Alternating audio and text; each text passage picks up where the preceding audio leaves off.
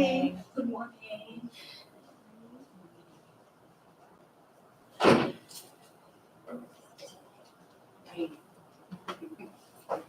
All right, well, good morning, guys. How are you? Good, thank you. How are you doing? Good. Good morning to everybody who is joining us virtually. We are here this morning for our final series, final workshop for our reading series. So we're going to jump right in. Today we have Miss Saracina and Miss Adler, one of our EL teachers.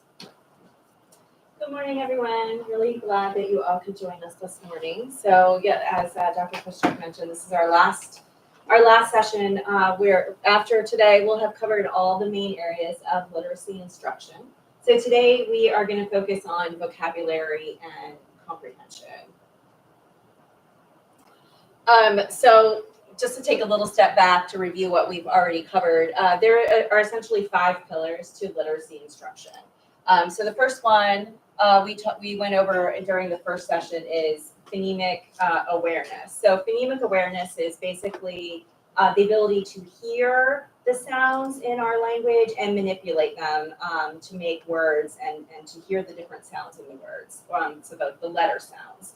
And then we have phonics, which is taking the written letter and applying it to the sounds. So the sounds of the spoken language. So for example, like the sound can be spelled with C, it can be spelled with K, it can be spelled with CK or CH.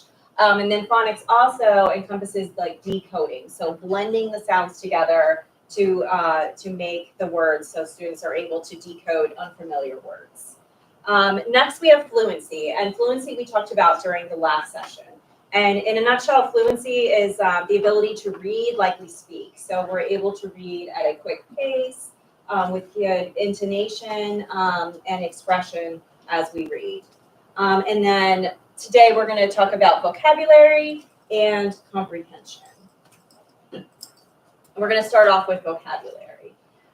So vocabulary plays a really key role in the reading process, and it's really critical to reading comprehension, which is the ability to understand what we read. So children learn the meanings of most words like indirectly, just through conversation, everyday speech. Other words are learned through more carefully designed instruction.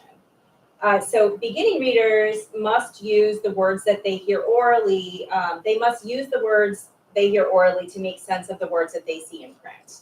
So kids who hear more spoken words at home enter the school with better vocabulary, and then that larger vocabulary pays off exponentially as a child progresses through school. So consider, for example, what happens when a beginning reader comes to the word dig. As he or she tries to figure out the letters in the word, D-I-G, they recognize the sounds that those letters make. And then as they try to decode that word, it quickly becomes evident to them, this is a familiar word to me. I've used this word many times, and they have a firm understanding of what the word dig means. It's harder for a beginning reader to figure out words that are not already part of their speaking or like oral vocabulary. As children learn to read more advanced texts, then they learn the meanings of new words that are not part of their oral vocabulary. So essentially, vocabulary can be broken down into 3 tiers.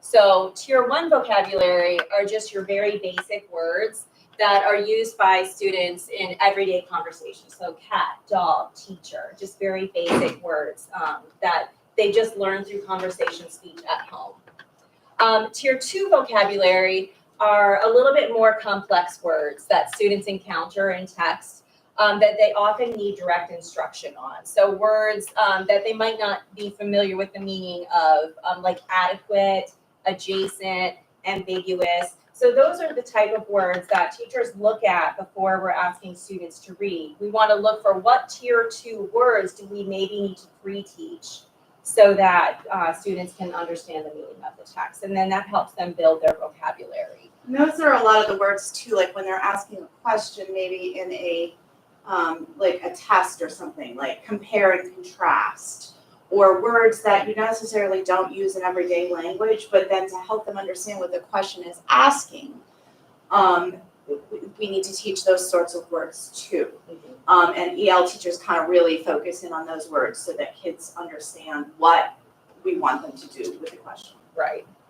So if you're reading with your child at home, does that mean that you have to first read a book? Like, don't just give them a book you have to peruse through, just to make sure that certain vocabulary is explained before they read? Would it be a good idea to do that? I don't think at home you necessarily need to do that, because at home you're reading more for enjoyment, and but I would, if you come to a word as you're reading out loud that you think your child might not understand, you could stop and discuss it. But I don't think that's necessarily something you have to do at home. That's something we do at school, but at home, I think you can just go ahead and read it. And if you come to an interesting word, or maybe your child's like, what does that mean? Then you can have a discussion about it. And it's good to advocate for them to advocate and say, what does this word mean? I don't understand what that word means. And then that can lead the discussion too, so that they start to realize and develop some metacognition about, oh, I don't know what this word means. And then you can talk about what it means, or, well, can we look at the picture and see what it might mean? Or can we look at the context around it and see what we might mean? And those are strategies that help them sort of begin to do it on their own too. Right. Do you also use dictionaries? Do you introduce dictionaries at all? Not so much anymore. I mean, a little bit, but we teach them how to use a dictionary. We do, and a lot in their writing. Yes. So if they're trying to revise or edit their writing, sometimes we refer them to the dictionary because it's more authentic to them that way, rather than necessarily look. I mean, it's certainly something they can do, but it's not something we do all the time in context, I would say. Right. But glossaries a lot, like in a nonfiction book, if there's a word in the back, we'll refer to that and say, oh, well, maybe if it's in bold here, that means it could be in the back, and that's a way to help you know how to find that word.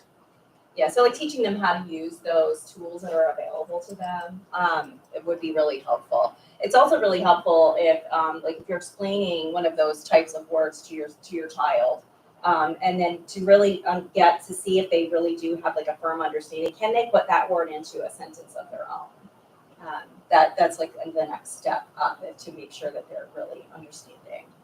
And then your tier 3 vocabulary are just genre specific words. They're low frequency words. So for example, a tier 3 word in math might be like a numerator, a denominator, a quadrilateral. They're not words that you're gonna encounter very often, and they're very subject specific. So those are tier 3 vocabulary. Did you have anything you wanted to add with vocabulary? I just think for vocabulary, just as much as you can have conversations with your children at the dinner table, when you're shopping, when you're watching television. My daughter, she just started this on her own. I never even thought of it. She just put closed captioning on the bottom of the television ever since she was little. She just started doing it. And then she's like, well, now I know all these words. And I'm like, oh, well, that's a decent idea. So things like that, and just even enhancing the vocabulary. Like if your a child is young, and you're like, go pick out your pink shirt, but you say instead, go pick out your magenta shirt today, and try to up the vocabulary a little bit. As much as natural as it can be is important. And it doesn't even matter if you speak a different language at home and you're speaking in your own language, which is important to kids because they need to keep that. It doesn't matter what language you're saying that in. It's just the more different kinds of words they hear, the more talking, the more conversation in any language is going to transfer over into English. So in our very first session, we talked about the simple view of reading. So just to review, the simple view of reading is the ability to decode plus language comprehension equals reading comprehension, which is our final goal to come to. So in our earlier sessions, we focused more on the decoding piece. So, can we blend the sounds together to make words? Phonological awareness. So can we hear the sounds? Can we apply the letters that make those sounds to read and to write words? And also sight word recognition. So that's what we refer to now more as heart words, so like those high frequency words that sometimes have irregular spelling patterns that kids have to memorize certain parts of the word. They don't have to memorize the whole word, which is how we used to teach high frequency words. Now we've learned better that, a lot of the word actually can be sounded out using their phonics skills. There's just certain parts that they have to know by heart. That's why we call them heart words now. So that component is along with the decoding. And then our language comprehension piece incorporates vocabulary knowledge, background knowledge, which is why we always try to activate background knowledge before we start reading, especially nonfiction type text. Like we just have discussions about it. Like how do you, if we're going to read a topic about, I don't know, hurricanes, right? Like we could just have a discussion with students beforehand. What do you think you already know about this topic? Like, are you comfortable with this topic? Tell me, and we just have a conversation before we start reading to generate background knowledge, which helps with comprehension. Language structures, so like how our language is formed, so like semantics, syntax, like the order of words that we speak in, which sometimes our students who are second language need a little bit more practice with that, because our syntax in English might not match the syntax of a different language.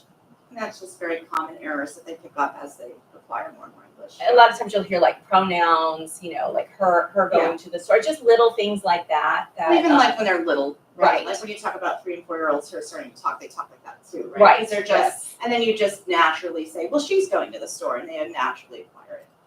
And then literacy knowledge. So just, knowing, like just having a general knowledge of like the way that books are formatted, and like the, the general process that goes, that books go through. And then verbal reasoning. So verbal reasoning is a section that was added to our new screener this year. It's called the VALs. It's the upgraded PALs. But there is a verbal reasoning section. I know kindergarten takes it. I believe first graders take it. But there's like 4 pictures on a page.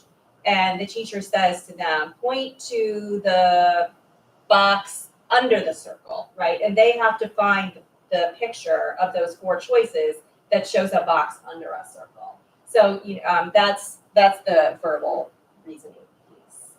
So all of these things together, you'll see that, everything needs to be firm in order to develop really strong reading. So if a student has a weakness or a deficit in any of these areas, it could affect their reading comprehension. So again, that's why we administer that screener 3 times a year in our early grades. Our K1 to 3rd grade takes a different version of it. Because then we are able to identify, does a student have a weakness in any of these areas? If they do, then we provide targeted instruction to help firm up that gap that they might have, so that it does not end up affecting their reading comprehension. So now we're going to go on to comprehension. And Mr. Smith, yes. I have a quick question. yes, What do they have to score on the VALs to qualify for specific intervention? so there's 2 tiers. There's tier 3 and there's tier 2. So I don't know like a certain number per se, but there's thresholds. So if a child meets a certain threshold to be considered high risk, then we consider that a tier 3 student, they get the most intensive targeted remediation. Okay. Like 5 days a week. We do progress monitoring. With you or Ms. Love? With usually with me or Miss Love. Sometimes they work. They also will work with some of our L teachers. Okay. Or a special education Or a PALS teacher, tutor. or a PALS Yeah. tutor. Correct. Okay. Yeah, somebody who is trained to provide reading intervention. And then we have students who are, as according to the VALs, labeled as moderate risk. So those are your students who you want to keep a close eye on, and those students are usually receiving their remediation in the classroom in a small group with the classroom teacher. So we have time built into our schedule here at Rose Island that the teacher targets instruction for those students who have gaps. And again, we also monitor them. Tier 2 students are monitored every 2 weeks. So we progress monitor them every 2 weeks to make sure that they are making progress. The teacher does. Correct. Okay. And then we meet regularly. And if some of our tier students are, tier 2 students are like falling behind, we can discuss that. And then a tier 2 student could potentially move to a tier 3 student, or vice versa if they're really making a lot of progress. Okay. Does that make sense? And is there, do you get to know this, like if say my children are struggling or maybe they're in a particular market, do they get to know before the end of the quarter? Because I always see, would I know, or is it something that you keep to yourself? Oh, would the student know, or would you know? Would the parent know? Parent, yes. As a parent, you would absolutely know. So as a parent, you would be getting notification that your child has an MTSS plan. It's like multi-tiered system. What does that stand for? System. Yes. We love our acronyms. So you would have been notified of that. Yes. Thank you. So comprehension, simply put, is the ability to understand what we read. It's the reason that we read, to get meanings from the words on the page. But comprehension isn't just about understanding the meaning of the words on the page. It's also about how your child engages with the text that they are reading. So instead of thinking of comprehension as a set of skills, we can take a look at it as what a good reader does. So good readers visualize what's happening in the story. Like when you're reading, you make that picture in your mind, you have that little movie really going on in your mind of, what you see happening in the story.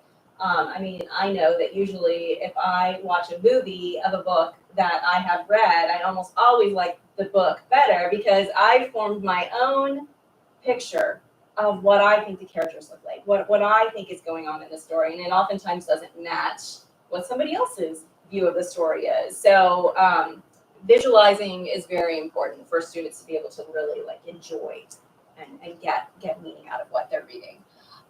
Good readers identify with the main character. Good readers follow the events in the story, and they can anticipate what happens next.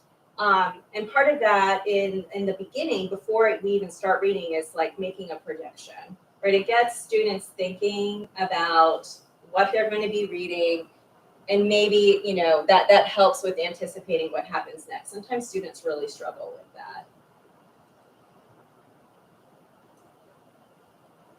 So we're going to take a closer look at what good comprehension looks like in fiction texts. So when your child reads, he or she thinks about these 4 elements of a story. So setting, when and where a story takes place.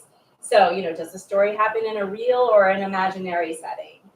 Does it take place in the past, the present, or the future? And as soon as your child starts reading a book, they start to figure this out. And this really helps your child visualize the story.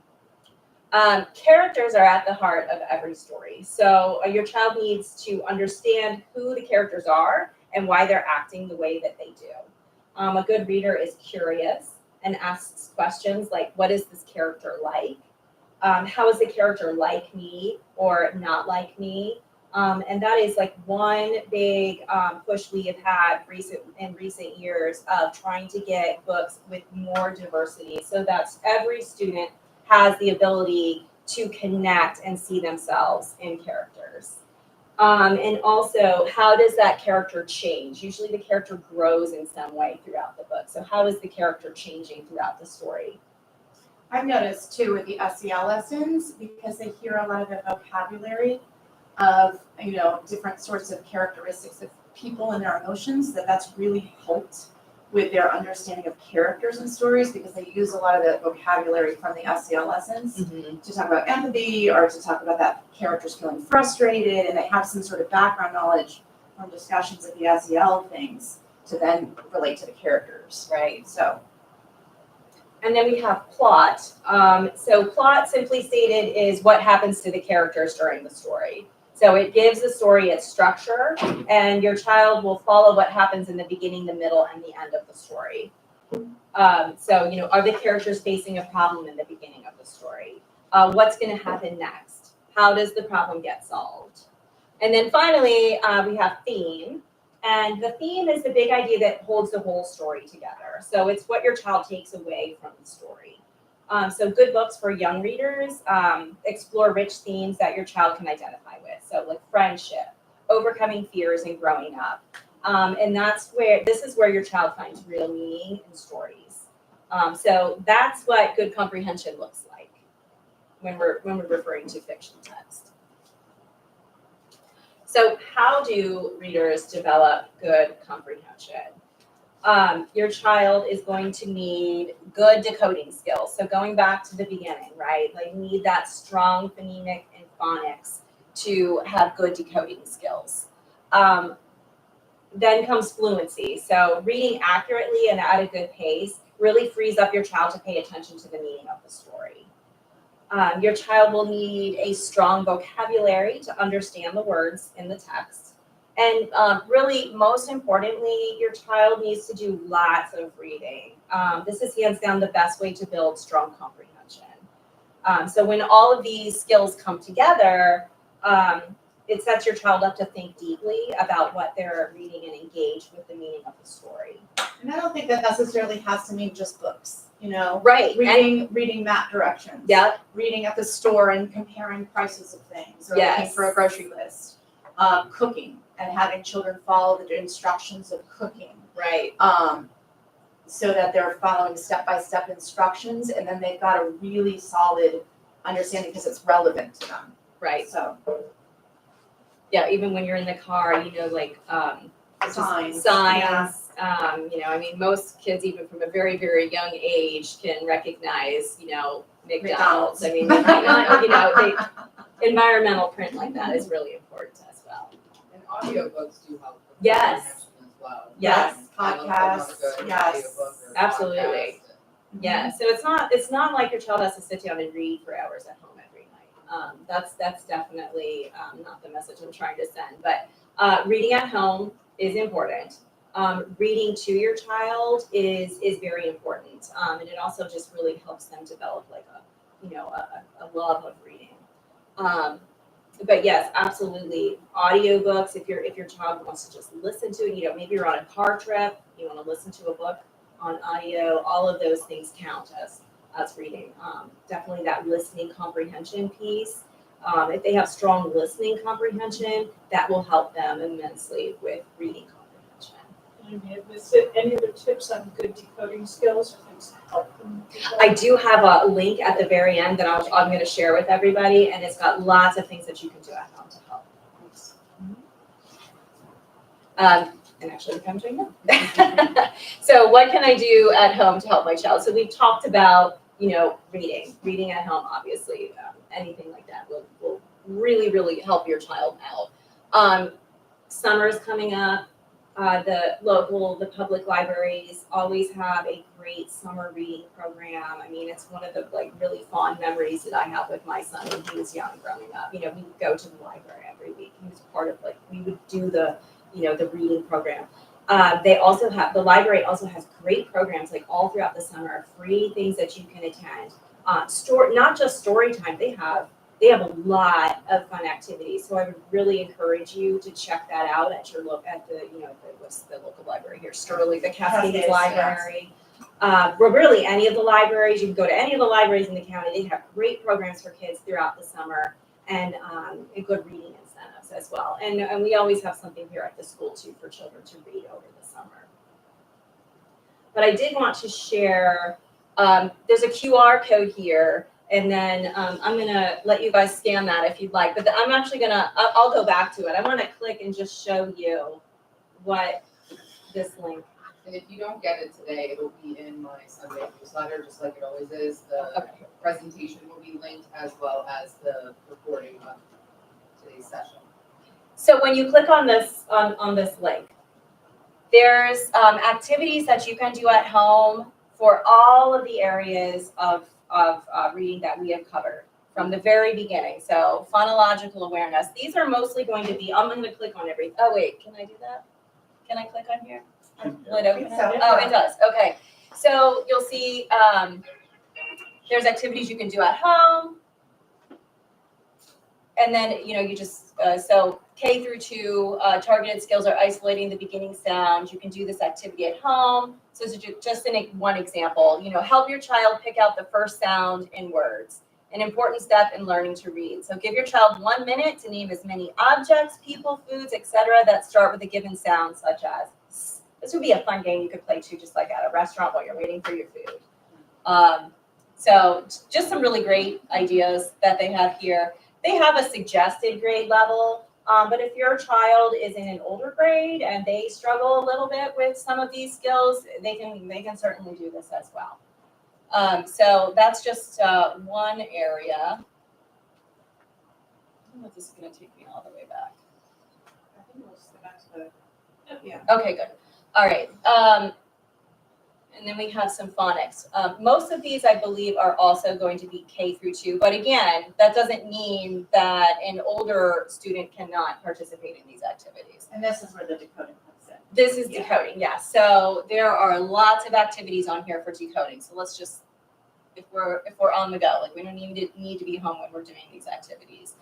Segmenting syllables. So help your child take words apart. As you and your child shop, clap the number of syllables in the name of each item as you put them in your shopping basket. So if the child's shopping with you over the summer, we're going to pick up some crackers. Let's clap out the syllables of crackers, and then they can put the crackers in the shopping bin. So there's also lots of activities that you can do at home if you might need some more supplies. And then accurate and fluent reading. So as you'll see, these grade level suggestions are, there's some that are geared more towards the younger grades, and then we also have grades 3 through 6 here as well. So lots of great activities. There's suggestions for like websites that you can access. So there's so many great activities on this thing. So let's try to find one that's maybe for some of the older grades. So Magic Keys. So magickeys.com provides an assortment of tales for your child to choose from and to read. So if you go to magickeys.com, they can access different activities there. This is one for the younger grades, lilfingers.com. So they provide an array of narrated stories, so something your child can listen to, they can choose and read along. So those are some examples of some fluency and accurate reading. And then we have reading comprehension. Most of these are going to be geared towards these upper grades. But that doesn't mean that you can't just, tweak it a little bit and use it with a first or a second grade student. So using context clues. So this is a game that your child can go through. Use context clues, so the words around the word to figure out what a word means. So that would be good for vocabulary as well. Draw a cover. Ask your child to draw a book cover for the story and describe it. When finished, does the picture illustrate one of the characters or tell part of the story? So you can see how that really incorporates a lot of the pieces of comprehension that we talked about. Explain that a book cover is a great way to catch a reader's attention. So lots and lots of activities. There are comprehension activities. Oh, nothing you can do it on the go for comprehension. But there's so much on here. So. And just board games. As many, Oh, yeah. playing a bunch of Yes. board games, or you're at a restaurant and you're waiting for your food and you play like a word game, the alphabet game where you're categorizing. Let's go through the alphabet and say foods that start with each letter. Mhm. Anything like that, just some more talking and vocabulary you can enrich, because they just learn things that way naturally. Right. And there's tons of board games that are really, really good for kids. So Yes, definitely. I know, like one of the games we always would play with my son at a restaurant where we're like, you have lots of downtime and you're waiting for your food. Rather than getting on a screen, we would play like the grocery game, right? My grandfather owns a grocery store, and in the grocery store he sells apples, right? And then the next person has to think of something in a grocery store that starts with book, right? And then you can go all the way through the alphabet. I Spy, just lots of fun little things that you can do. So any questions? Oh, let me go back so you can scan the QR code. How do I get back there? I Backspace. think you have to go back to the slideshow. Yeah, go back to the slides. Here's your slideshow. It's not going back. It would be in the weekend update. What was your question? Last year, we had Miss Lebrensky, who came from Fairfax County, and she shared a website called Read Theory, Okay. which helps with reading comprehension, especially preparing them for the SOLs and MAP testing. Mm-hmm.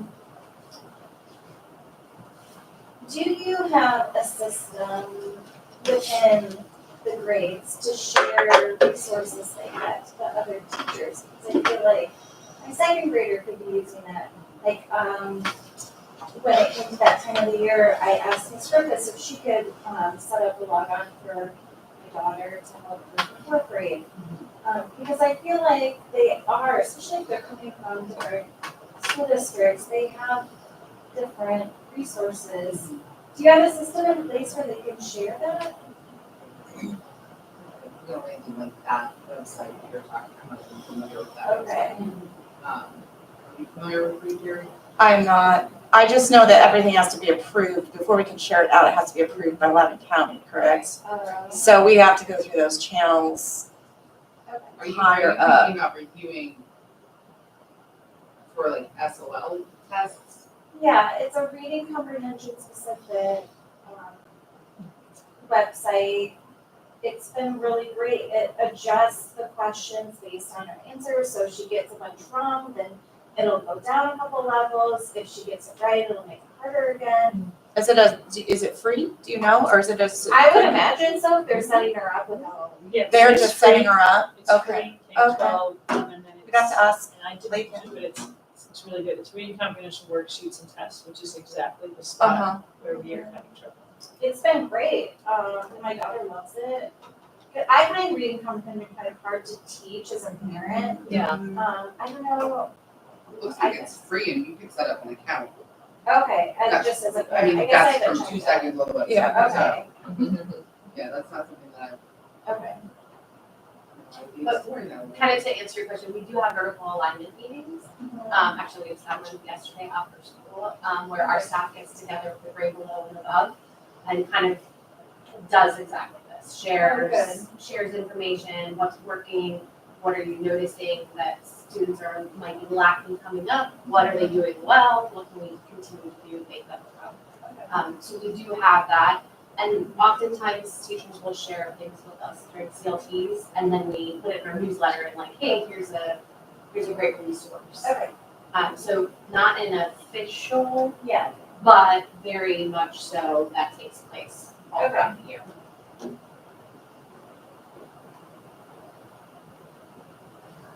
Any other questions?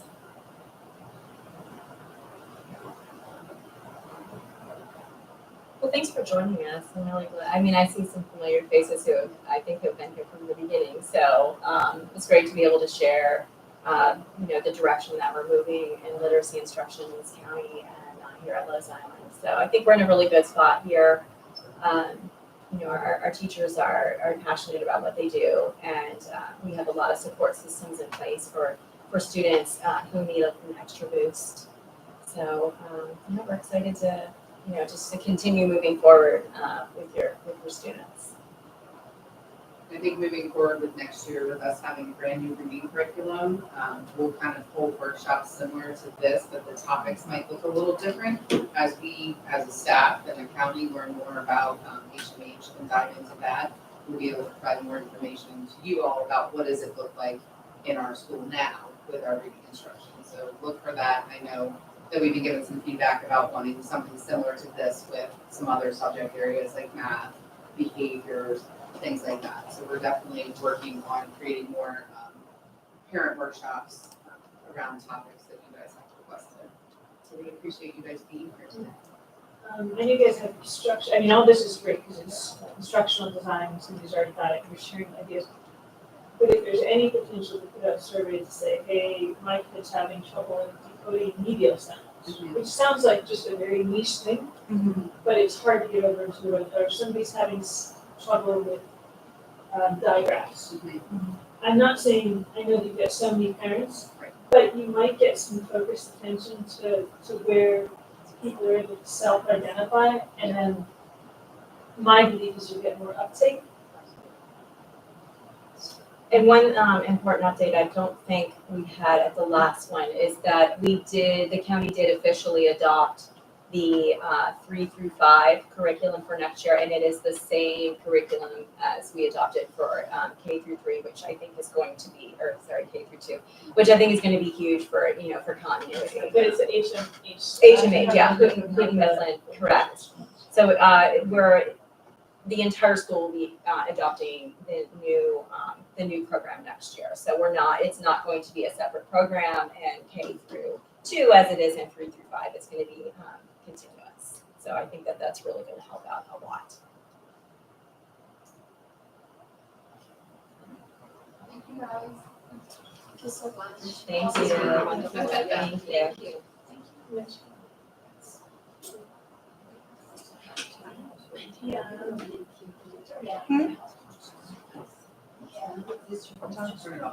Oh. Thanks.